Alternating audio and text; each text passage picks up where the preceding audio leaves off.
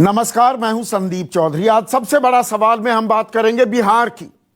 जी हां, बिहार की। चुनावी शंखनाद हो चुका है। वादे इरादे इनका इजहार किया जा रहा है, ताल ठोकी जा रही है। हमें मौका दो, हम ये कर देंगे, आमूल चूल परिवर्तन कर देंगे, बदलाव कर देंगे। लेकिन चुनावी रैलियों में खालिस जुबानी जमा खर्च में जो वादे इरादों का इजहार होता है, उससे बाद में अमूमन नेता मुकर भी जाते हैं कि ये तो चुनावी रैली में कहा गया था, ये तो चुनावी जुमला था, कहा अच्छा लग रहा था तो आपको कह दिया, अभी हम पूरा नहीं कर पाएंगे। ये भी आपने होते हुए देखा है। लेकिन आज तेजस्वी यादव ने 25 प्रण लेकर वो सामने आए। ये प्रण हमारा संकल्प बदलाव का, ये सच होने वाला है। 25 प्रण लेकर आए हैं तेजस्वी यादव। और इससे पहले आपको ध्यान होगा, नीतीश कुमार ने, अभी एनडीए ने अपना औपचारिक घोषणा पत्र जारी नहीं किया है, लेकिन नीतीश कुमार ने 7 निश्चय बिहार की जनता के सामने रखे थे। ये 7 निश्चय भाग 2 हैं। 2015 में भी 7 निश्चय देश के सामने, बिहार की जनता के सामने रखे गए थे। और उस वक्त बीजेपी ये कहा करती थी 2017 तक कि देखिए, इनमें से तो बहुत सारे 2010 में हमारे साथ ये निश्चय, ये संकल्प लिए गए थे। दरअसल संकल्प पत्र जो शब्द है, ये बीजेपी की देन है। आज इसे तेजस्वी ने भी पकड़ा है। आज नवरात्रों का पहला दिन है, तो तेजस्वी ताल ठोक रहे हैं कि देखिए, नवरात्र शुरू हो रहे हैं, पहले दिन हम बिहार को बदलने का संकल्प ले रहे हैं। लेकिन नीतीश तो पहले से ही कह रहे हैं कि मैं 15 साल से बिहार को बदल रहा हूं। देश के प्रधानमंत्री नरेंद्र मोदी कहते हैं कि आधुनिक बिहार बनाने में नीतीश कुमार की भूमिका सदियों तक याद रहेगी। तो नीतीश कुमार के ये 7 निश्चय क्या है? युवा शक्ति, बिहार की प्रगति, कौशल विकास किया जाएगा, हर जिले में मेगा स्किल सेंटर्स होंगे, सशक्त महिला, सक्षम महिला, महिलाओं को सशक्त बनाएंगे। उन्होंने साइकिल भी दी महिलाओं के लिए। ये एक जो 50% का वोट बैंक है, बहुत काम किए। शराबबंदी भी महिलाओं को अपनी तरफ आकर्षित करने के लिए एक बड़ा चुनावी कदम था नीतीश कुमार का। हर खेत तक सिंचाई का पानी, स्वच्छ गांव, समृद्ध गांव, स्वच्छ शहर, विकसित शहर, स्वच्छता की बात भी कर रहे हैं। सुलभ संपर्कता और सबके लिए अतिरिक्त स्वास्थ्य सुविधा। अब तेजस्वी यादव आए हैं बाकायदा घोषणा पत्र लेकर, और सबसे बड़ा जो संकल्प वो ले रहे हैं, प्रण वो जो ले रहे हैं, 10 लाख नौकरियां। पहले दिन सरकार बनती है, 10 लाख नौकरियों पर हस्ताक्षर कर देंगे। इनमें से 4.5 लाख नौकरियां वो तो रिक्त पड़ी हुई हैं, पद खाली हैं, और 5.5 लाख और रोजगार सृजित करेंगे। इसके अलावा सबके लिए, खास युवाओं के लिए शिक्षा पर, शिक्षकों के लिए जो नियोजित शिक्षक हैं, शिक्षा मित्र भी कहते हैं, समान काम समान वेतन, उनको बराबर से तनख्वाह मिलेगी। तनख्वाह लेने को बड़ी दिक्कत हो रही है। सेल्फ हेल्प ग्रुप्स जो हैं, नीतीश कुमार ने गाजे बाजे के साथ बनाए, उनके लिए मासिक 4,000 रुपए मिनिमम जो मानदेय है वो तय किया गया है। किसानों की ऋण माफी हो जाएगी।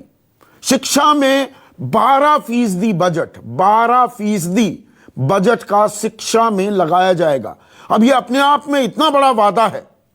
हम 6% तो आज तक लगा नहीं पाए, केंद्र सरकार भी नहीं कर पाई। 2.5 से 3% हम शिक्षा पर खर्च करते हैं। तेजस्वी यादव कह रहे हैं मैं 12% खर्च कर दूंगा। सुपर स्पेशलिटी हॉस्पिटल्स बनाने की बात की जा रही है। किसानों के जो 3 बिल हैं, जो कानून बन गए हैं, इनके खिलाफ पहले ही दिन विधानसभा में प्रस्ताव लाने की बात की जा रही है। तो युवा की बात हो, रोजगार की बात हो, शिक्षा की बात हो, स्वास्थ्य की बात हो, महिलाओं की बात हो, सबको लुभाने की यहां पर कोशिश की जा रही है। अब सत्ता पक्ष जो है वो पलटवार भी कर रहा है, अलग अलग बयान आ रहे हैं। हम चर्चा इसी पर करेंगे, लेकिन अभी से बयान क्या आने शुरू हुए उस पर एक नजर। क्योंकि हम ठेठ बिहारी हैं, जो कहते हैं वो करते हैं। पहले भी कहा था डीएनए शुद्ध है। हमने पहले आप लोगों को ये बताया था कि अगर हमारी सरकार बनती है, अगर जनता हमें, बिहार की जनता हमें मौका देती है, तो पहले कैबिनेट में पहले दस्तखत अगर मेरा कलम चलेगा तो 10 लाख नौजवानों को हम रोजगार देने का काम करेंगे। जिस दिन हमारी सरकार बनेगी, पहले विधानसभा के सत्र में इन तीनों कृषि विरोधी काले कानूनों को खत्म करने का कानून पारित तेजस्वी जी के नेतृत्व में हमारी महागठबंधन की सरकार करेगी और किसान को गुलामी की इस बेड़ियों से जो भाजपा ने डाली हैं उनसे आजादी दिलवाएंगे।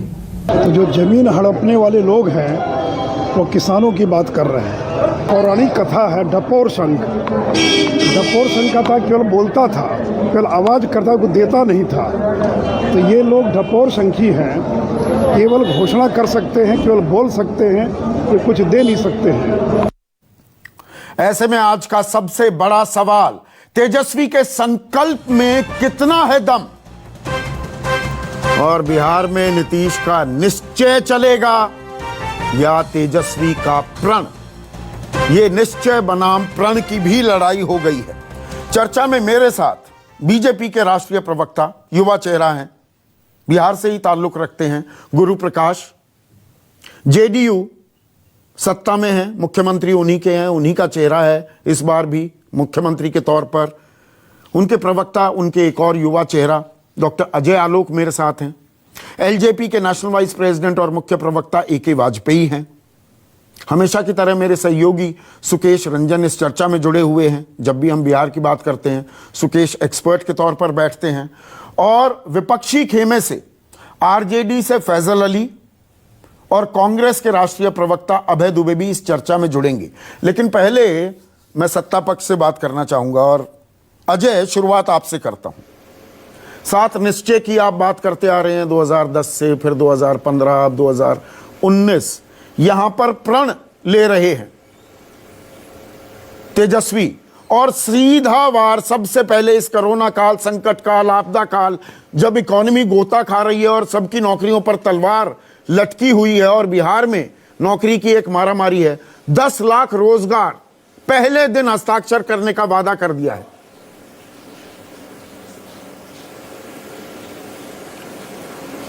देखिए संदीप, ऐसा है ना कि ये 10 लाख रोजगार का जुमला जो है ये अब 3 महीने से चल रहा है और ये कस्मे वादे, प्यार वफा सब बातें हैं, बातों का क्या, तो वादे तो चुनाव में होते रहते हैं, करते रहिए। यहाँ पे बात है कि चुना हुआ, परखा हुआ, ट्राइड एंड टेस्टेड माल है जो 15 साल से अपनी एक ब्रांड बनाया है, जिसको ब्रांड नीतीश कहते हैं कि जो कहते हैं वो करते हैं। 2012 में घोषणा की थी कि 15 में अगर बिजली नहीं ले आ पाए घर घर तो वोट मांगने नहीं जाऊंगा, और 15 के फरवरी में घर घर में बिजली पहुंचा दी। अब घोषणा की है 2020 में कि हर खेत को पानी दे देंगे। तो ये भी उम्मीद है कि टारगेट समय से पहले ही हम अचीव अभी रोजगार की बात कर रहे थे, तेजस्वी दावा कर रहे हैं पिछले 15 साल में 4.5 लाख नौकरियां, अरे क्या पद जो हैं वो रिक्त पड़े हुए हैं कि उनको भी भरूंगा, 5.5 लाख और भरूंगा। अच्छा, मैं तेजस्वी की ही बात कर लेता हूँ। चलिए, उनके माता पिता के काल में 15 वर्षों में 95,000 नौकरियां दी गई। उसके अलावा जितने आपके ट्रांसपोर्ट कॉरपोरेशन थे, ट्रांसपोर्ट फेडरेशन थे, उसके अलावा सरकारी शिक्षक थे, उसके अलावा विश्वविद्यालय के शिक्षक थे, 6-6 महीने सैलरी नहीं मिलती थी। आपने कितनी नौकरियां सृजित की? व्यक्ति जो खुद 8वीं पास है, जिसको शिक्षा, मैं बता रहा हूं, मैं 15 साल में हम लोगों ने 6,75,000 नौकरियां दी हैं ऑन रिकॉर्ड। उसके अलावा नौकरियों के अलावा स्वरोजगार तो ये झूठा दावा कर रहे हैं 4.5 लाख नौकरियां, स्वयं सहायता, ये पद रिक्त पड़े हुए हैं, ये झूठी बात कह रहे हैं तेजस्वी। अच्छा है, वो अपना डेटा रिसर्च करके, किसी से डेटा अगर उन्होंने रिसर्च करवाया है कि इतने पद रिक्त हैं और इतने पद हम लोग तुरंत भर सकते हैं, तो अच्छी बात है। किसी बहाने किसी ने मेहनत की तो उनको कुछ बोलने के लिए तो मिल गया। नहीं तो आप भी सोच लीजिए कि 8वीं पास व्यक्ति और आज वो बात कर रहा है कि 12% बजट का वो शिक्षा में डालेगा। कितनी अच्छी बात है, और आप उस पर डिबेट कर रहे हैं। क्या सोच तेजस्वी यादव की है? इतने अच्छे, तो 12% नहीं डालना चाहिए। 1964 में कोठारी आयोग ने 6% डालने के लिए कहा था कि बजट का 6% शिक्षा में लगाओ। आज तक किसी सरकार ने नहीं किया। 12% कह रहे हैं, तो इसमें आपको आपत्ति क्या है? मुझे कोई आपत्ति नहीं है। बजट सिर्फ एक विषय को देख के बजट नहीं बनता है। बजट जब आप बनाते हैं तो राज्य की सोशल, सामाजिक, आर्थिक परिस्थितियों को देख के बजट बनता है, और किस सेक्टर में किस साल में कितनी प्रायोरिटी क्या होनी चाहिए। जिस राज्य में इंफ्रास्ट्रक्चर नहीं था, जिस राज्य में रूरल नेटवर्क नहीं था, रूरल इंफ्रास्ट्रक्चर नहीं था, गाँव में सड़कें नहीं थी, बिजली नहीं थी, वहाँ आप स्वास्थ्य में 12% बजट डालेंगे, आपका कौन डॉक्टर जाएगा वहाँ रहने? घोघाडीहा प्रखंड में जहाँ पे 8 महीने पानी लगे, 1 मिनट मैं आपको बता रहा हूँ, घोघाडीहा प्रखंड में जहाँ पे रोड नहीं थी, उस प्रखंड में आप स्कूल बना देंगे तो कौन शिक्षक जाएगा? बच्चे स्कूल कैसे जाएंगे? पहले बेसिक इंफ्रास्ट्रक्चर आप सुधारेंगे। बिहार डूबा हुआ राज्य था, गर्त में डूबा हुआ राज्य, जिसको 15 वर्ष में निकाल के आज हम लोगों में एक उम्मीद जारी की है। आज जब लोग कहते हैं कि इंडस्ट्री नहीं है, क्यों कहते हैं? क्योंकि आज रोड दिखता है, बिजली दिखती है, तो नहीं है। 15 साल में आप ये बात मान रहे हैं कि इंडस्ट्रीज नहीं आ पाई, लोग पढ़ने के लिए जाए, तो आप ये मान रहे हैं 15 साल में कोई बड़ा उद्योग नहीं लग पाया बिहार में? बिल्कुल नहीं लग पाया। उसका कारण है, उसका कारण सुन लीजिए क्या है। बिहार एक लैंडलॉक्ड स्टेट है। हमारा पर स्क्वायर किलोमीटर एरिया के हिसाब से पॉपुलेशन सबसे ज्यादा है। दूसरी चीज, हमारा झारखंड से विभाजन होने के बाद हमारे सारे खनिज पदार्थ उधर चले गए। जब तक झारखंड हमारे साथ था, फ्रेट पॉलिसी के कारण बिहार से हमेशा बड़ी बात कबूल रहे हैं। 15 साल में एक भी फैक्ट्री नहीं लग पाई, बड़ा उद्योग नहीं लग पाया। ऐसा नहीं है कि एक मिनट, ऐसा नहीं है कि एक फैक्ट्री नहीं लग पाई। यहाँ पे दर्जनों की संख्या में सीमेंट फैक्ट्री लगी, यहाँ पे फूड प्रोसेसिंग फैक्ट्री लगी, यहाँ पे साइकिल फैक्ट्री लगी, और इसके सबसे बड़े कंजम्पशन हमारी राज्य सरकार खुद करती है। तो ऐसा नहीं है कि फैक्ट्री नहीं लगी। अगर आप ह्यूमन ट्रेड इंडेक्स उठा के देखिएगा तो सबसे ज्यादा ऑफशोर अपॉइंटमेंट बिहार में हुई है। अगर आप देखिएगा तो कोचिंग का सबसे बड़ा व्यवसाय बिहार में। अगर आप देखिएगा तो मेडिकल ट्रेड इंडस्ट्री में बिहार में हर साल औसतन 16% का ग्रोथ हुआ। ह्यूमन डेवलपमेंट इंडेक्स की बात करूंगा तो जवाब नहीं मिलेगा। ह्यूमन डेवलपमेंट इंडेक्स एक आम व्यक्ति का क्या, उसको कितनी शिक्षा, स्वास्थ्य, उसका शिशु दर क्या है, लिटरेसी क्या है, हर चीज में 36वें नंबर पर हो आप, मतलब नीचे से नंबर 1। देखिए, अगर आप अगर आप नीति आयोग और ह्यूमन इंडेक्स की बात कर रहे हैं तो नो डाउट किसी वर्ष में ये कम भी हुआ है, किसी वर्ष में ये बहुत अच्छा भी हुआ है। एक वर्ष को पकड़ के आप 15 वर्ष का आंकड़ा नहीं बना सकते हैं। आप जरा ह्यूमन टैक्स इंडेक्स अगर 2005 का पहले का देखें, ह्यूमन टैक्स इंडेक्स 2008-9 में देखें, और करंट ह्यूमन इंडेक्स देखें, तो आप पाएंगे कि हर साल आंकड़े बदलते रहे। मैं फिर कह रहा हूं कि बिहार को आप अन्य राज्यों की तरह मत देखिए। ये एक फेल्ड स्टेट था। इस फेल्ड स्टेट को आज हम पासिंग स्टेट पे लाए हैं। एक्सपेक्टेशन है कि इसको बेस्ट कैसे बनाना है। ठीक है, फेल्ड स्टेट था, आप ये कह रहे हैं। फैजल अली जुड़ गए हैं। फैजल, ये एक फेल्ड स्टेट आपने दिया था नीतीश कुमार को। जंगल राज था, उद्योग के नाम पर फिरौती, रंगदारी का धंधा था। अब आप यहां पर ताल ठोक रहे हैं जी, 10 लाख नौकरियां दे देंगे, 4000 रुपए दे देंगे सेल्फ हेल्प ग्रुप को, कृषि लोन हम सारे माफ कर देंगे, 12% शिक्षा में लगा देंगे। मतलब सुनने में अच्छा लगता है, ये हो पाएगा? ये कोई खुला खेल फरुखाबादी चल रहा है? मतलब ऐसे ही खजाना कहीं भी बांट दो, अभी कहने के लिए कुछ भी बोल दो, बाद में कर भी पाओगे? अगर आ गए, अगर तो बहुत बड़ा अगर है सरकार में। देखिए संदीप जी, बहुत आश्चर्य की बात है कि हमारे जो मित्र हैं ये जेडीयू से, वो इस तरह की बात कर रहे हैं। ये इनका कहीं ना कहीं ये इनकी मानसिक दशा को परिलक्षित कर रहा है, बता रहा है ये कितने हताश हो चुके हैं जनता दल यूनाइटेड के लोग, जो सत्ता में रहते हुए 15 साल सत्ता चलाने के बाद कह रहे हैं कि ये फेल्ड स्टेट है। 15 साल में आपने फेल्ड, 15 साल पहले था, अभी नहीं कह रहे हैं। ये नहीं, देखिए इन्होंने कहा है कि फेल्ड स्टेट है। इनके शब्द पे ध्यान दीजिए, इन्होंने कहा फेल्ड स्टेट है। ये इनकी मानसिक दशा दर्शाता है। दूसरी बात ये है कि ये बात कर रहे हैं बड़ी बड़ी, इनको ये बताइए संदीप जी, आपके पास भी आंकड़े होंगे। एक छोटा सा आंकड़ा मैं बताता हूं कि भारत की जो बेरोजगारी दर है वो जो नेशनल है वो 26.2% है, और बिहार की आज की मौजूदा जो बेरोजगारी दर है वो 46.6% है। और ये बात कर रहे हैं बड़ी बड़ी कि हमने ये फैक्ट्री लगाई और हमने ये किया है। एक उदाहरण मैं आपको देता हूं। भारत की अभी बेरोजगारी दर 26% कोरोना काल में थी, अब वो 8% पर आ गई है। मैं ये दुरुस्त कर दूं फिगर। एक चीज ये बताने का प्रयास कर रहा हूं कि 10 साल पहले हम लोगों ने एक प्रस्ताव दिया था, पूरे तिरहुत प्रमंडल में जो चीनी मिल है उनको फिर से पुनर्जीवित करने का प्रपोजल नीतीश कुमार को दिया गया था, हम लोगों के जरिए दिया गया था। नहीं, ये कहने में, पेन घिसने में कितना टाइम लगता है? आपने कह दिया, ये कैसे करेंगे आप? इनकी इनकी जो औद्योगिक नीति है और इनके यहाँ किस तरह से काम होता है उसका मैं एक उदाहरण दे रहा हूँ। ये सारी चीज रिकॉर्डेड है, डॉक्यूमेंटेड। अगर ये चैलेंज करेंगे, जैसे परसों इन्होंने कह दिया था कि असगर इमाम शर्जील इमाम का जो भाई और राजद से इलेक्शन लड़ा था, जब मैंने चैलेंज किया तो ये भाग खड़े हुए, इसलिए कि असगर इमाम जो है वो जेडीयू के टिकट पे इलेक्शन लड़ा था, जेडीयू का ऑफिस बेरर था, अरवल का अध्यक्ष था। तो ये झूठ के पकौड़े पे तलते हैं अजय यादव। तो इनके पास, मैं इनको चैलेंज करके कह रहा हूं कि जब हम लोगों ने ये किया तो इनकी सरकार 10 साल तक फाइल पे बैठी रही, और उसमें जो भी उद्योगपति थे, जो भी लोग वहां पे लगाने की कोशिश कर रहे थे हमारे मित्र, उनका 200-250 करोड़ का नुकसान करवा के बैठ गए। इसलिए कि इस सरकार की मकसद ही, मंशा ही नहीं है कि किसी तरह से वहां रोजगार का सृजन हो या कोई वहां पे कल कारखाने, उद्योग धंधे लगे। 15 साल में, देखिए संदीप जी, आप बहुत नहीं, आप मोटी बात का जवाब नहीं दे रहे हैं। ये तो घोषणा पत्र मैंने पढ़ दिया, विस्तार में दर्शकों को बता दिया।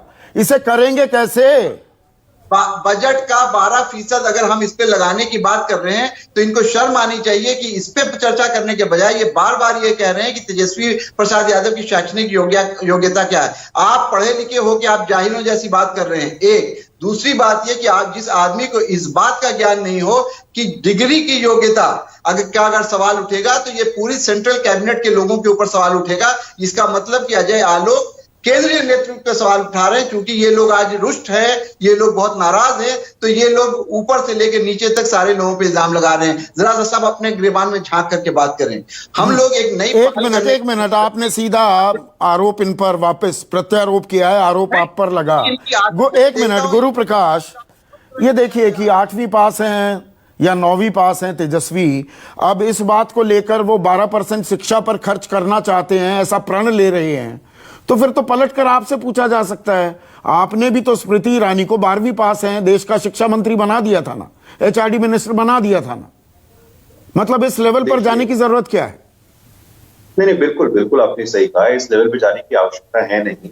और मैं तो तेजस्वी जी को बधाई दूंगा कि 15 साल पहले, 20 साल पहले जो बिहार में राजनीतिक विमर्श जाति के अंतर्गत हुआ करता था, वो ना जाने कैसे कैसे नारे, पूरा बाल काट डालो सरी के नारे दिए जाते थे। आज पॉलिटिकल डिस्कोर्स में सीरियसनेस आई है। आज कम से कम लोग रिपोर्ट कार्ड दे रहे हैं, अपना परफॉर्मेंस कार्ड पेश कर रहे हैं, अपना घोषणा पत्र को लेकर के बहस कर रहे हैं। 3 बुनियादी मुद्दे संदीप जी, 3 बुनियादी मुद्दे। मैं आशा करूंगा आपने जितना समय मेरे मित्रों को दिया उतना मुझे भी देंगे। बिजली, सड़क और पानी। पानी से संबंधित रिपोर्ट आज टाइम्स ऑफ इंडिया के अखबार में, और उसमें यह कहा गया है, स्टैब्लिश किया गया कि बिहार में अन्य मध्य प्रदेश, राजस्थान, उत्तर प्रदेश से आगे है और लगभग 83% का कवरेज हो गया है। सड़क पे आइए, मुख्यमंत्री ग्राम संपर्क योजना के तहत 2005-06 तक कितनी सड़कें थी? 835 किलोमीटर मात्र। अब 56,000 का संकल्प दिया गया है, 40,000 कर लिया गया है, 447 पुलें पूरी हो गई हैं। तो इस प्रकार बिजली, सड़क, पानी के आगे जो डेवलपमेंट 2.0 कहते हैं या 7 2.0 कहिए, वहां पे इंडस्ट्री की बात होती है, इकोसिस्टम की बात होती है। नहीं, एक मिनट रोकूंगा गुरु, एक मिनट के लिए रोकूंगा। आप 2.0 की बात करने लगे, मतलब 73 साल बाद बिहार, जिसने देश की आज़ादी में भी सबसे अहम भूमिका निभाई, सबसे बड़े आंदोलन बिहार से ही खड़े हुए हैं देश को आज़ाद कराने के लिए भी, और बाद में भी जो आंदोलन हुए, बिहार उसकी जननी रही है। तो आप कह रहे हैं 73 साल बाद अब बिहार को बिजली, सड़क, पानी मिल गया। ये तो 1.0 भी नहीं होता ना, 2.0 की तो बात भूल जाइए। और बिहार के लोगों को क्या नौकरी नहीं चाहिए? नौकरी क्या 4.5 लाख जॉब्स वहां पर खाली पड़े हैं, पद खाली पड़े हैं कि नहीं पड़े हैं? क्या वहां पर जो नियोजित शिक्षक हैं उनको बराबर का वेतन दिया जा रहा है? बहुत बड़ा मुद्दा था, 2.5 लाख के करीब ये लोग हैं। क्या वहां पर सुपर स्पेशलिटी अस्पताल हैं हर जिले में? दरभंगा में आपने एम्स की घोषणा कर दी। ये बातों पर कोई प्रण ले रहा है तो उसको गंभीरता से ले या हवा में उड़ा दे? मैंने कहा हवा में उड़ाया है, मैंने तो स्वागत किया है इस निर्णय का। लेकिन एट द सेम टाइम आपने अच्छा किया 73 वर्षों की बात की। इन 73 वर्षों में 55 वर्षों तक कांग्रेस और उनके समर्थित दलों का शासन रहा। मैं इसमें जाना नहीं चाहता था, लेकिन आपने 73 वर्षों की बात की तो मैं बताना चाहता हूँ आपको। 1934 में कोसी महारेल सेतु, आप कोसी का एक बहुत बड़ा भूकंप आया था, उससे उत्तर बिहार के लोग परेशान रहते थे। अभी इस बार जाकर के कोसी महारेल सेतु का निर्माण हुआ है, उससे दरभंगा, मधुबनी, सीतामढ़ी के लोगों को कितनी सहायता हुई, उस पर बातचीत क्यों नहीं होनी चाहिए? इंफ्रास्ट्रक्चर पे बातचीत क्यों नहीं होनी चाहिए? इंस्टीट्यूशन नहीं, मजदूरों के पलायन पर, दिहाड़ी जाने पर, रोजगार पर बात क्यों ना हो? मनरेगा में 100 दिन के बजाय 200 दिन काम देने की गारंटी दे रहे हैं तेजस्वी, इन बातों पर क्यों ना बात की जाए? ये सीधे बिहार की जनता से जुड़ा हुआ मुद्दा है ना। संदीप जी, मैं उसी पे आ रहा हूँ। 1 लाख लोगों को आर्थिक स्वावलंबन के लिए विभिन्न योजनाओं के लिए ट्रेनिंग दी जा चुकी है।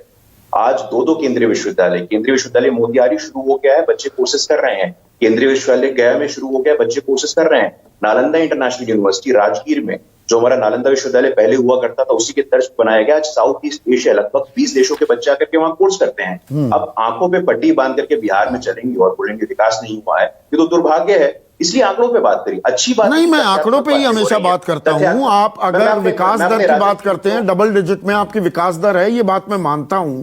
लेकिन देखिए, आम आदमी के विकास के मानकों पर, मैं इसलिए ह्यूमन डेवलपमेंट इंडेक्स की आपके साथ मैंने पहले भी चर्चा की एक शो में, उसमें हर जगह मतलब नीचे से नंबर 1 है बिहार। देखिए, नीचे से नंबर 1 की आपने बात की है, मैं बताना चाहूंगा, एनसीआरबी का डेटा होता है, एनसीआरबी आपको लॉ एंड ऑर्डर की स्थिति की बात बताता है, उसमें 23वें नंबर पे है। तो सेलेक्टिवली डेटा को देखना उचित नहीं है। एक सीरियस पॉलिटिकल डिस्कशन के लिए आपको मालूम है, मैं फिर से वो 8 पैरामीटर्स अभी गिनवाऊं आपको, जिसमें आप नीचे से नंबर 1 है।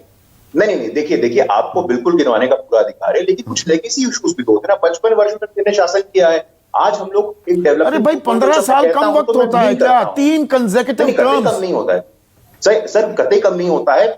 यहाँ पिछले 6 वर्षों में 14 मेडिकल कॉलेज आए हैं, उससे पहले मात्र 4 मेडिकल कॉलेज थे। पटना में सबसे बड़ा हॉस्पिटल है पीएमसीएच। पीएमसीएच को prince of Wales medical college and hospital कहा जाता था, अंग्रेजों के जमाने से एक ही हॉस्पिटल था। इसकी बात भी होनी चाहिए। बात इसकी नहीं, बात बिल्कुल होनी चाहिए, बात दोनों तरफ की होनी चाहिए।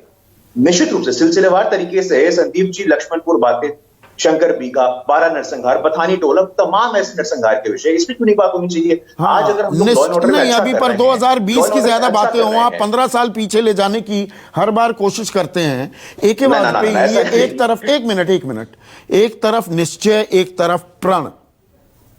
एक तो हमारी राजनीति की एक दिक्कत भी है, ये दरअसल घोषणा पत्र में क्या लिखा जाता है, ना तो राजनेता ढंग से समझाते हैं, ना इलेक्टोरेट भी, जनता जनार्दन है वो इनको पूरी गंभीरता से लेती है। पर जो ये बात कही जा रही है, ये दरअसल दोनों तरफ से, मैं 7 निश्चय की भी बात करूं और ये 25 प्रण, बिहार की असली तस्वीर भी सामने आ रही है कि बिहार दरअसल अभी कितना बदहाल है, कितना पिछड़ा हुआ है।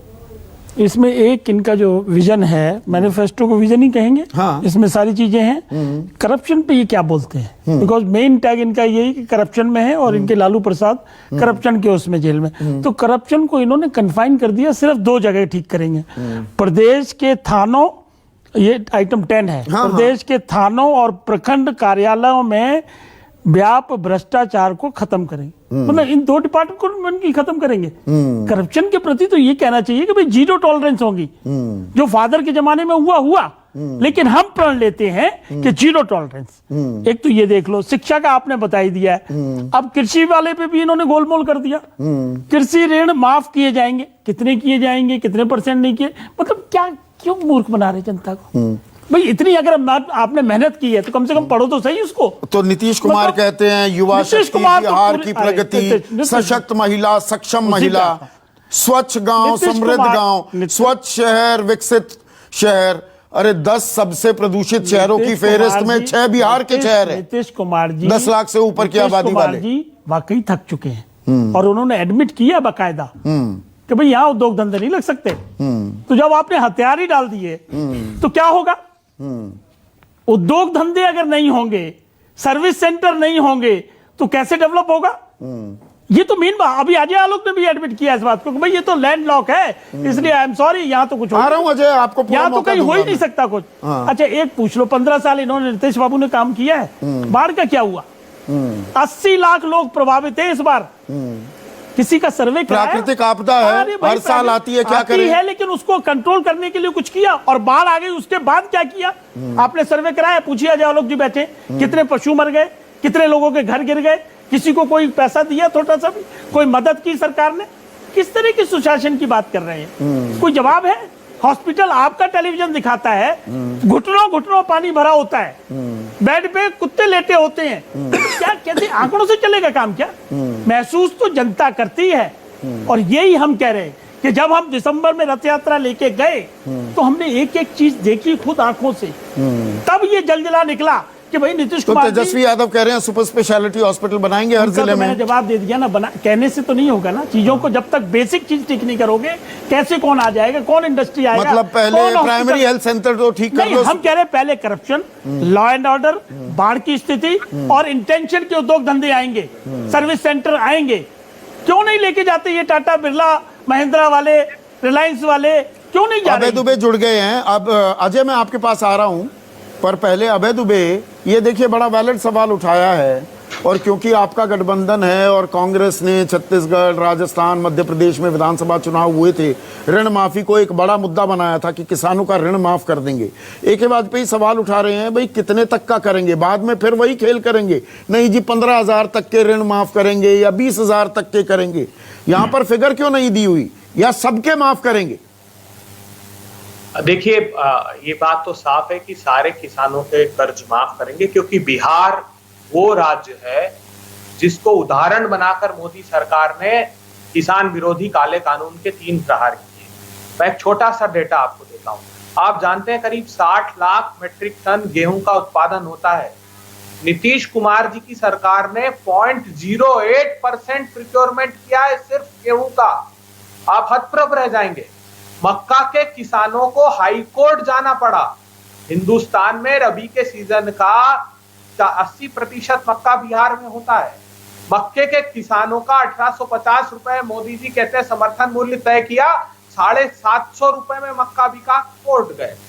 धान की खरीद को देख लीजिए, 60 लाख मेट्रिक टन के आसपास धान होता है, सिर्फ 10 या 12 लाख मेट्रिक टन खरीदते हैं। और पर बड़ी बात केंद्र ये ने 2000 कानून बना दिया, आप कह रहे हैं उसके खिलाफ प्रस्ताव ले आएंगे। क्या हो जाएगा विधानसभा में? अगर बड़ा अगर है, आपकी सरकार बन भी गई तो क्या कर लेंगे आप? नहीं, सरकार बनेगी, पहले सबसे पहले विधानसभा में हम आर्टिकल 254(2) के तहत पंजाब में क्यों इन नहीं सारे लागू कर कानूनों लेते? को वहां सरकार है, राजस्थान में कर लीजिए। यहां सरकार बिल्कुल बनने के कर- बाद हम कर देंगे। पंजाब में कर लिया आपने।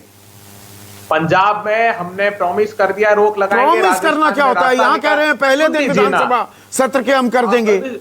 सुनिए ना, राजस्थान में तो पूरा स्टेट को मंडी डिक्लेयर कर दिया हमने। हाँ। इसलिए हमने रास्ता निकाल लिया नहीं, है। आप 254(2) का जिक्र कर रहे थे, अपनी बात पर टिके रहिए। 254(2) का कहां इस्तेमाल किया आपने? नहीं, वही तो कह रहे हैं। अभी देखिए, पंजाब में मंडियां हैं, मंडियों का विस्तार कर रहे हैं। पंजाब में हमने ये कानून प्रायोगिक रूप से इम्प्लीमेंट नहीं हुआ, लेकिन हमने प्रॉमिस किया है कि कांग्रेस शासित राज्यों में, स्वयं सोनिया जी ने सभी को चिट्ठी लिखी है, कांग्रेस शासित राज्यों में हम लागू नहीं होने देंगे। प्रॉमिस बिहार तो के आपने ऋण किसानों के माफी की भी साथ की थी, जहां से चर्चा शुरू हुई। सत्ता- अभय दुबे, कहां आप कह रहे हैं सभी किसानों के ऋण माफ हो जाएंगे? हो गए छत्तीसगढ़ में सभी के, मध्य प्रदेश में जब आपकी सरकार थी, हाँ। जितने वक्त ये हो गए।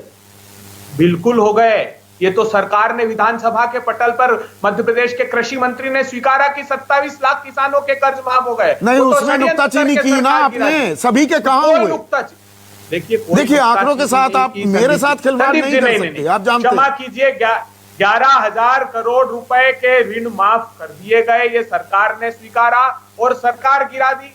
आप बताइए, पंजाब में हमने किए, छत्तीसगढ़ में किए, प्रमाण है। बिहार में भी कर्ज माफ करेंगे किसानों का, ये हमने प्रॉमिस किया है। बिहार का 10 सेकंड में आप हाल सुन लीजिए। स्वास्थ्य की सेवा पूरी चरमरा गई। खुद विधानसभा में अभी स्वीकारा कि 6,400 डॉक्टर्स बिहार में मौजूद नहीं है। आप कल्पना नहीं कर सकते, 88,000। आप ऐसा मान रहे हैं कि बिहार की 5 ट्रिलियन की इकोनॉमी है? अबे दुबे, आप क्योंकि आंकड़े बहुत अच्छी तरह से समझते हैं कि बिहार का इतना बड़ा बजट है, 12% शिक्षा में दे देंगे, 10 लाख रोजगार दे देंगे, सेल्फ हेल्प ग्रुप को 4,000 रुपए दे देंगे, मनरेगा का काम 100 से 200 दिन कर देंगे। अरे भाई, बजट कितना है? विशेष राज्य के दर्जे के लिए तो मांगते घूमते हैं सब लोग। आप ऐसे लगा रहे हैं बिहार देश का सबसे रिचेस्ट स्टेट है और यहां पैसे की कोई कमी नहीं है, ऐसा आप घोषणा पत्र ले आते हैं।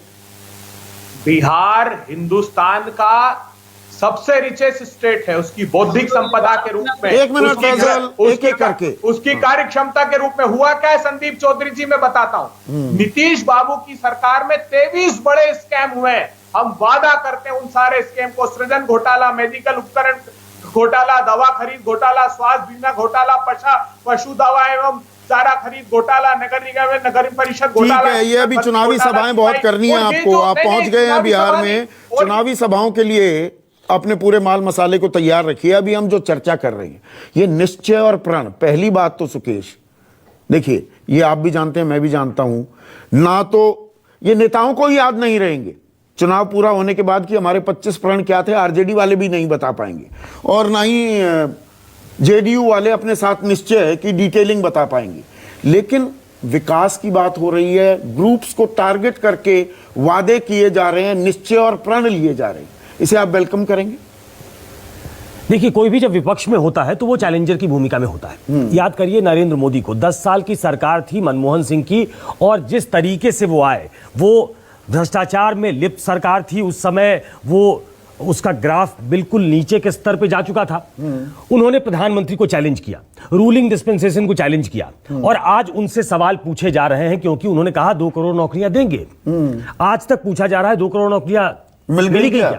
उन्होंने कहा 15 लाख रुपए सबके अकाउंट में पहुंच जाएंगे। उसके बाद चुनावी जुमला कह दिया, वो घोषणा पत्र का हिस्सा नहीं था दरअसल। बिल्कुल, पर वादा किया गया। मैं उस पर आता हूं। हाँ। 15 लाख की जो उन्होंने बात की, नीतीश कुमार ने पिछली बार अपनी चुनावी सभाओं में वो रिकॉर्ड सुनवाया।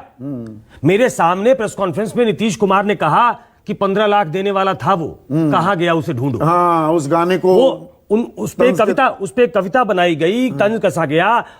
तो ये जब आप चैलेंजर की भूमिका में होते हो, आप सत्ता के बाहर होते हो, सत्ता में आने को संकल्पित होते हो, तब आप ये करते हैं। लेकिन मैनिफेस्टो क्या होता है, ये इसको समझना पड़ेगा। मैनिफेस्टो कहिए, संकल्प पत्र कहिए, विजन डॉक्यूमेंट कहिए, वो दैट्स इनकम्बेंट ऑन गवर्नमेंट कि आप प्रण ले रहे हैं, आप प्रण ले रहे हैं, इसे पूरा कीजिए। इनकम्बेंट है गवर्नमेंट पे, जब आप सरकार बनाओगे तो इन चीजों को करोगे। तो क्या इन पे माइंड एप्लीकेशन हुआ है? पॉलिटिकली बहुत सूट करता है ये। देखिए, जिन जिन वर्ग को टारगेट किया गया है, इसमें यूथ है, इसमें स्टूडेंट्स हैं, इसमें माइग्रेंट वर्कर्स हैं, इसमें फार्मर्स हैं। ये तमाम ऐसे कोरोना काल में ये ऐसे वर्ग हैं जिन पे जानबूझकर नौकरियां सबसे बड़ा इशू है। नौकरी 10 लाख मिलेगी, और ये इसमें इस फिगर में कोई गड़बड़ी नहीं है। सरकार की ट्रेजरी क्या इसकी इजाजत देती है? क्या नीतीश कुमार चाहते हुए नहीं कर पा रहे हैं? क्या तेजस्वी ने कोई रास्ता निकाला है? वो कहीं से इस पैसे का इंतजाम करेंगे, लेकिन वो 4.5 लाख रिक्त पद भरेंगे, और नेशनल एवरेज के हिसाब से 5.5 लाख और पद सृजित होने चाहिए। तो मतलब 10 लाख लोगों को नौकरियां देंगे। ये बहुत अल्यूर करता है, ये बड़ा अट्रैक्टिव लगता है सुनने में। तो युवा उनकी तरफ आकर्षित हो, पॉलिटिकली बहुत अच्छा ये करने की कोशिश की है। स्टूडेंट्स के लिए जो बात की है, वो जो माइग्रेंट वर्कर्स के लिए बात की है, वो इसलिए है क्योंकि 25, 26, 27 लाख लोग वहां गए। हालांकि जेडीयू का तर्क ये है कि अगर अनरेस्ट होता तो सड़कों पे दिखता। हाँ। वो अनरेस्ट नहीं है, लेकिन वो बड़े खुश नहीं होंगे जिस तरीके से हमने तस्वीरें देखी कि पैदल चल चल के लोग पहुंचे, किसी की मौत हो गई, कोई साइकिल से पहुंच गया अपने पिता को लेके, तो वो पीड़ा वो भूल नहीं सकता है। तो ये टारगेटेड अटेम्प्ट है, सोच समझ के बनाया गया है कि नहीं, इसके लिए पैसे कहां से आएंगे, क्योंकि ये मैनिफेस्टो में डाला गया है। ये चुनावी सभाओं में किया गया वादा नहीं है, ये मैनिफेस्टो है। और मेरी लिमिटेड जानकारी में ये इनकम्बेंट होता है गवर्नमेंट पे कि आप इसको लागू करेंगे, आपसे एक्सपेक्ट किया जाएगा कि आप इसको लागू करें। हाँ। क्योंकि ये इसीलिए हम तफसील से अपने सारे दर्शकों को बता रहे हैं कि क्या क्या ताल ठोकी गई है, ये क्या कहा गया है, ये लिखित में कहा गया है। तो इसीलिए ये जरूरी भी है।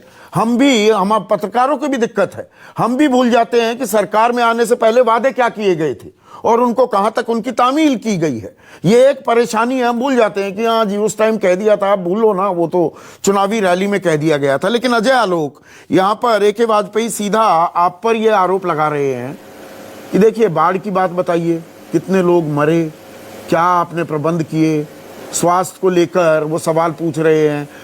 कुत्ते हॉस्पिटल के बेड पर दिखाई देते हैं, पानी भरा हुआ दिखाई देता है ICU में।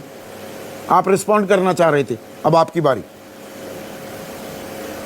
जी, अभी मैं सबकी बात सुन रहा था, चाहे वो कांग्रेस पार्टी हो चाहे LJP हो। तो मैं आपको एक बात बताऊं संदीप, क्रिकेट का मैच देखा है ना आपने? कमेंट्री बोर्ड में बैठ के दो एनालिस्ट कमेंट्री करते रहते हैं, खेलते नहीं हैं, लेकिन वो हर खिलाड़ी की कमी निकाल देते हैं, क्योंकि उनको मैच तो कभी खेलना नहीं होता है ना। इन लोगों की हालत वही हो गई है, प्लेयर तो है नहीं, मैदान में उतरे हैं नहीं, कमेंट देना ज्यादा अच्छा लगता है। तो अजय, तो आप तो 15 बाढ़ में क्या किया पता नहीं, बाढ़ के बाद में 80 एक मिनट अब आप बीच में आप भी वही काम कर रहे हैं ना। 15 साल पहले जो सत्ता से बाहर हो चुका है उनकी बात करते हैं।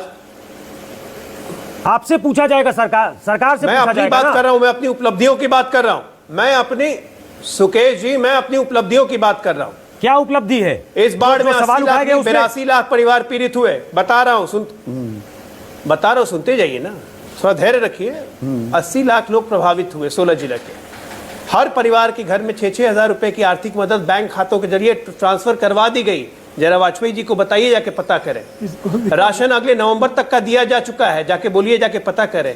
केंद्र राज्य के सहयोग से छठ के बाद तक का राशन देंगे, बोलिए, जाके पता करें। हॉस्पिटल में भैंस और कुत्ते, हॉस्पिटल में भैंस, एक सुनिए ना, मैं सुन लीजिए, आप सुन लीजिए ना, फिर अब तो बोलिएगा आप। चलो ठीक है, बोलिए, आप बोलिए। केंद्र की चीजें नहीं है। 6,000 रुपए राज्य ने दिया है। की व्यवस्था किसने की? राज्य ने दिया है 6,000, और ये पहले साल में नहीं दिया है, पहले साल नहीं दिया है, हर साल गुमराह ना करिए, हर साल देते आए हैं। एक मिनट, हर साल देते आए हैं, बोलिए, ये नया नहीं कर रहे। दूसरी बात, ये कुत्ते और भैंस अस्पताल में सोते थे 15 साल पहले, आज नहीं। आज पीएचसी में हर महीने 10,000 से ऊपर मरीज जाते हैं। अकेला बिहार ऐसा राज्य है जिसने कोरोना काल में भी बाढ़ में कोरोना टेस्टिंग की। आप स्वास्थ्य व्यवस्था की बात करते हैं, लिमिटेड डॉक्टर्स होने के बावजूद भी हमारे डॉक्टर्स ने जितना अच्छा काम किया है कोरोना में, वो पूरे देश में एक रिकॉर्ड है। सेकेंड लार्जेस्ट टेस्टिंग कर रहे हैं पूरे कंट्री में हम। कहां हैं आप?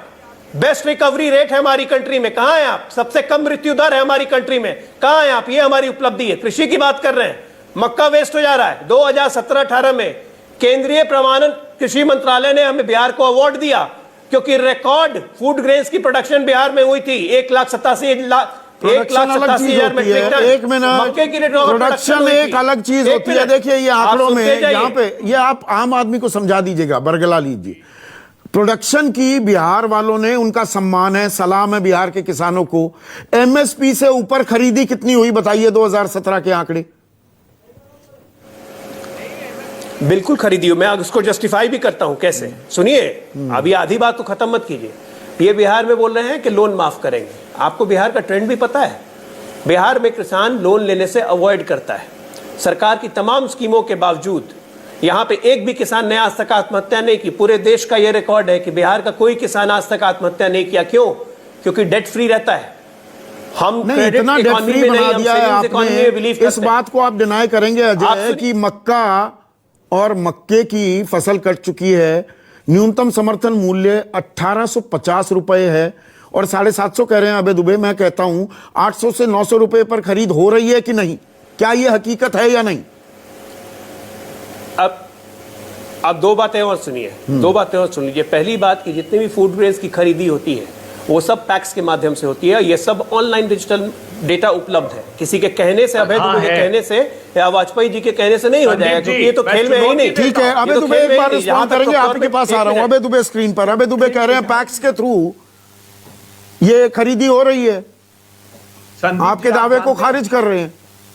संदीप जी, ये कोर्ट में जब पिटीशन फाइल हुई तो ये बताया गया है कि गेहूं का प्रिक्योरमेंट 1,002 किसानों से 5,000 मेट्रिक टन सिर्फ हिंदुस्तान में सबसे कम, और 60 लाख मेट्रिक टन का प्रोडक्शन है इनका। धान का जो आप कह रहे हैं वो किसान कह कर थक गए कि आप कम से कम रजिस्ट्रेशन कीजिए किसानों का प्रिक्योरमेंट के लिए। वो नीतीश सरकार, तो आप इस बात को डिनाई कर सकते हैं बिहार से किसी भी किसान की खुदकुशी, आत्महत्या की खबर नहीं आती? देखिए, ये एक बात सच है कि वो घुट घुट कर किसान मर रहा है। वो तो अपनी इच्छा शक्ति से पैदा कर रहा है। और मैं नहीं कह रहा हूं, आप अभी साइट पर चले जाइए या डिफेमेशन का केस कीजिएगा, मैं बगैर अध्ययन के बात नहीं करता हूं। एग्रेरियन इकोनॉमी है बिहार की। बिहार के साथ षड्यंत्र यही हुआ कि उसकी 70% आबादी कृषि पर निर्भर है, मगर नीतीश बाबू ने उन किसानों की प्रगति के लिए नहीं किया, अर्थात बिहार के लिए कुछ नहीं किया। आप जानकर चौंक जाएंगे, 88,000 ठीक है, किसानी की बात कर ली आप ठीक है, बड़े उत्साहित हैं। छत्तीसगढ़, मध्य प्रदेश, राजस्थान में किसानों का मुद्दा उठाया। एक मिनट रुकिए अजय आलोक, बात को पूरी कीजिए। जो ये युवाओं के मुद्दे हैं, पलायन के मुद्दे हैं, बेरोजगारी के जो मुद्दे हैं, ये समस्या है कि नहीं, या आप 15 साल के पुराने अतीत में ही जाते रहेंगे? जो बात सुकेश कह रहे हैं, मैं लिमिटेड पॉइंट पर आपसे जवाब चाह रहा हूं। नहीं जाऊंगा मैं बिल्कुल पुराने अतीत में नहीं जाऊंगा। मैं बस दो चीज बताना चाहता हूं और मैं उसे तर्कों के जरिए ही साबित करूंगा। अकेला बिहार ऐसा राज्य है जिसने पिछले 15 वर्षों में डबल डिजिट में ग्रोथ देखा, ये सबको ही मानते हैं आप? हाँ ठीक है। एग्रीकल्चरल ग्रोथ रेट हमारी 14.2% रही, ये भी आप मानते हैं? हमारी प्रति व्यक्ति आय और total GDP of the state जो 75,000 करोड़ थी 2005 में, आज वो बढ़ के 4.25 लाख करोड़ हो गई। तो क्या ये साबित करने को काफी नहीं है कि हमारी 46% बेरोजगारी है? 46% बेरोजगारी है, ये आंकड़ा गलत है क्या? 46% एक मिनट जी नहीं, 46% बेरोजगारी सिर्फ अप्रैल में थी। जून में यही आंकड़ा घट के 12.2% आ गया था, वो भी चेक कर लीजिए। क्या ये गलत है? यही तो पूछ रहा हूं। आप एक साथ 27 लाख माइग्रेंट, यही मैं कह रहा हूं, क्यों हुआ? पिछले 5 साल में कितने रोजगार सृजित हुए? ये मैं जून के आंकड़े आपको दे रहा हूं। हाँ, कितने रोजगार सृजित हुए? मैं कह रहा हूं कि ये जून की तारीख का 12.2% हुआ। कितने रोजगार सृजित हुए 5 साल में? कोरोना काल में हमने तो कहा है, हमने कहा अगर आप सरकारी जो रोजगार को सिर्फ रोजगार मानेंगे तो फिर 6,78,000 रोजगार हमने पिछले 15 वर्ष में दिया। 5 साल छोड़ दीजिए। नहीं, 5 साल का आंकड़ा मांग रहा हूं मैं, 15 साल का नहीं। बिहार देखेंगे तो आप बिल्कुल करिए। मैं इन आंकड़ों में नहीं जाना चाहता। आम जनता कंफ्यूज होती है, कुछ हमारे आंकड़े लेगी, कुछ उनके आंकड़े लेगी। मैं अजय आलोक जी से पूछना चाहता हूं, उनकी सरकार है, 15 साल से उनकी सरकार, उन्होंने कहा मैं लालू यादव का नाम नहीं लूंगा। बिहार के मुजफ्फरपुर में लंगट सिंह कॉलेज में पढ़ने वाला ग्रेजुएशन में 3 साल में ग्रेजुएशन कर रहा है। अजय बताइए, हाँ ना में जवाब दीजिए। नहीं कर रहा है। नहीं कर रहा, करना चाहिए। नहीं कर रहा है, बोल तो रहा हूं नहीं कर रहा है। आप दरभंगा के सदर अस्पताल में, आप पेशे से डॉक्टर हैं, दरभंगा के सदर अस्पताल में कभी गए हैं? वहां देखे हैं कैसा इलाज हो रहा है लोगों का? मैं दरभंगा के सदर अस्पताल की नहीं, मैं तो प्रखंड लेवल के पीएचसी के अस्पताल की गारंटी कर रहा हूं कि हर महीने 10,000 लोग का इलाज हो रहा है। 10,000 का इलाज छोड़ दीजिए, उपलब्ध है, इंजेक्शन उपलब्ध है। आप श्रीकृष्ण मेडिकल कॉलेज जो मुजफ्फरपुर में है, उस इलाके का सरकारी बड़ा अस्पताल है, उसमें चमकी बुखार से बच्चे मर गए, सारे टेलीविजन पे विजुअल चले, आपने वो देखा है। उसके बाद भी आप कहते हैं कि हम हर मानक पे सही हैं। आंकड़ों के साथ मत खेलिए इस तरीके से कि हमारा जीडीपी से ग्रोथ नहीं होगा। नहीं खेल रहा हूं। एक मिनट सुकेश जी, आपके बोलने से कुछ नहीं हो जाएगा, फिर आपकी गलतफहमी भी आपकी दुरुस्त कर दूं। चमकी बुखार के लिए स्पेशलाइज्ड हॉस्पिटल 200 बेड का मुजफ्फरपुर में ही तैयार हुआ है पिछले साल। जब पिछले साल हमारे यहाँ 350 बच्चों की मौत हो गई थी, और इस साल हमारे मौत का आंकड़ा 20 भी नहीं पहुंचा है। आप एक मौत को उठा के पूरे सदर अस्पताल को लपेट दे रहे हैं। अजीब हालत है भाई। सदर अस्पताल में इलाज होता है? देखिए, आंकड़े लीजिए मुजफ्फरपुर से साहब। सदर अस्पताल में क्यों नहीं इलाज होता है? अगर आपके किसी जानने वाले का इलाज नहीं हुआ, उसको कोई दिक्कत हो गई, तो इलाज ही नहीं होता है। बिहार की 12 करोड़ जनता ऐसी चल रही है। क्या मानक प्राइवेट हॉस्पिटल में जा रहे हैं क्या? सब लोगों का इलाज मतलब स्वास्थ्य के क्षेत्र में भी बहुत अच्छा काम है। आपके घर में कोई परेशानी में आ जाए, बीमार है, सदर अस्पताल में इलाज कराएंगे, उसे पटना लेकर आएंगे। अजय आलोक। रणदीप जी, 1 मिनट में आ रहा हूं अभी। मेरा घर तो पटना में ही है। मेरा घर तो कोई रिश्तेदार हो, कोई रिश्तेदार हो सदर अस्पताल में मुजफ्फरपुर में इलाज कराएंगे कि उसे पटना आने की सलाह देंगे? मैं सीधा सवाल पूछ रहा हूं। वो डिपेंड करता है बीमारी। क्यों नहीं करवाएंगे सदर अस्पताल में इलाज भाई? ठीक है, पर देखिए, एक मिनट फैजल अली, करवाएंगे क्यों नहीं? 1 मिनट फैजल अली, देखिए बात घूम फिर कर क्या आ रही है, और ये एक अचीवमेंट के तौर पर पेश किया जा रहा है कि गरीबों में इतना पैसा बांट दिया गया, इतना अन्न दे दिया गया, इतना अनाज दे दिया गया। मैंने इसीलिए शुरुआत में जब गुरु भी कह रहे थे बिजली सड़क पानी, अब इन्हीं चीजों पर 73 साल बाद भी हम बिजली सड़क पानी और दाल रोटी आपको दे दी, दाल रोटी खाओ प्रभु के गुण गाओ, अभी भी हम उस युग में हैं। फैजल, देखिए सुकेश रंजन जी ने बहुत सारे अच्छे सवाल उठाए और अजय आलोक उनसे बचते हुए दिख रहे हैं। सीधी सी बात यह है कि जब ये दावा कर रहे हैं कि बिहार में स्वास्थ्य व्यवस्था बहुत अच्छी है, तो खुद के भारतीय जनता पार्टी की सरकार की जो भेजी हुई टीम थी, उसकी रिपोर्ट आप पढ़ लीजिए। लव अग्रवाल उसमें गए थे, तो उसने क्या कहा है कि दे वर अघास्ट, ये इतनी बुरी हालत है बिहार में स्वास्थ्य व्यवस्था की। एक बात और है, मैं बताऊं कि पूरे बिहार के सारे अस्पतालों में जो सरकारी डॉक्टर्स की संख्या आज की तारीख में संदीप जी, वो मात्र 4,500 है। Total doctors employed in government लगभग 43,000 लोगों पर एक डॉक्टर है बिहार में। 45,000 लोगों पे एक डॉक्टर है, और उसकी ये प्रशंसा कर रहे हैं जया लोग, खुद ये डॉक्टर हैं जैसा कि मैंने सुना है। तो ये इनकी बताती है कि ये किस तरह से झूठ बोल रहे हैं। ठीक है, अभी बस मेरे पास वक्त की कमी है। गुरु प्रकाश, इसी बात पर आपका एक लास्ट कमेंट चाहूंगा। मतलब Bihar, you are a proud Bihari. गुरु, आप वहीं से आते हैं।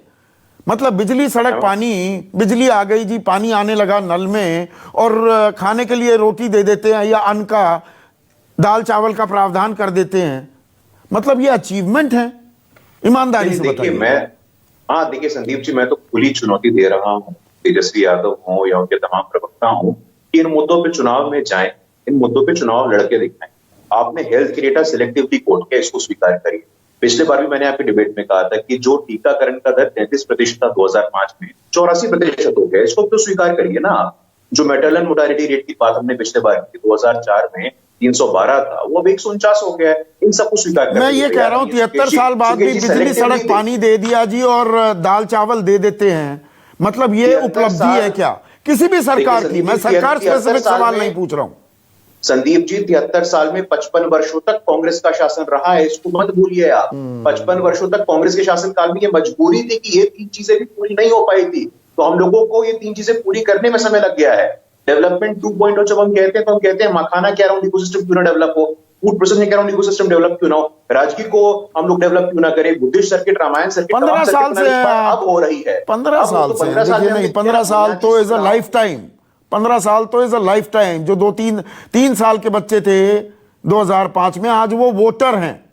उन्होंने कौन सा बिहार देखा है? इशू की बात करते हैं। हाँ। इस देश को आजादी मिली लाशों के ढेर पे, लेगेसी इशू वहां भी थे। अगर हम वही 2005 में अटके रहे कि 2005 में हमको लेगेसी इश्यूज बहुत थे हमारे साथ, इसलिए 15 सालों में हम आम लोगों के जीवन का स्तर उस तरीके से न सुधार पाए जिसमें शिक्षा, स्वास्थ्य, ये बुनियादी चीजें हैं। तो हमको लगता है कि आप डेवलप्ड होने के बाद भी आपके जो दावे हैं वो खोखले होंगे, वो हॉलो होंगे, वो पेपर्स पे होंगे। तो ये निश्चय और प्रण की जो बातें हैं, इन्हें गंभीरता से लीजिए, जवाबदेही तय कीजिए। ये सभी दर्शकों के लिए है। किसी भी राज्य में चुनाव होते हैं, जो ये निश्चय और प्रण लेते हैं ना नेता, उनकी जवाबदेही भी तय कीजिए, उस कसौटी पर कसिए। आज के लिए बस इतना ही। नमस्कार। सबसे